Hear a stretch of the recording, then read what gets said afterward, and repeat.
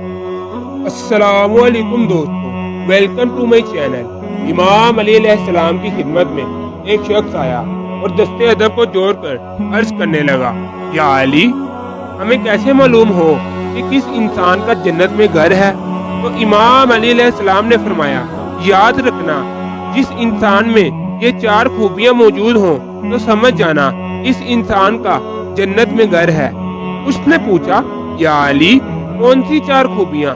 تو امام علی علیہ السلام نے فرمایا، پہلا، یتیموں کو پناہ دینے والے کا جنت میں گھر ہوتا ہے۔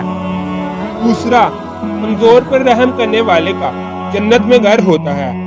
تیسرا، والدین پر شفقت کرنے والے کا جنت میں گھر ہوتا ہے۔ اور چوتھا، اپنے غلام یا ماتحت کے ساتھ نرمی کرنے والے کا جنت میں گھر ہوتا ہے۔ اے شخص، یاد رکھنا، اس انسان میں یہ 4 خوبیاں موجود ہوں تو سمجھ جانا کہ اس انسان نے دنیا میں رہ کر ہی اپنا جنت میں گھر بنا لیا، اور جنت کا گھر روز یہ راہ دیکھتا ہے کہ کبھی یہ اللہ کی مخلوق کی خدمت کرنے والا مجھ میں بیٹھ کر اللہ کی نعمتوں کا لطف اٹھائے گا۔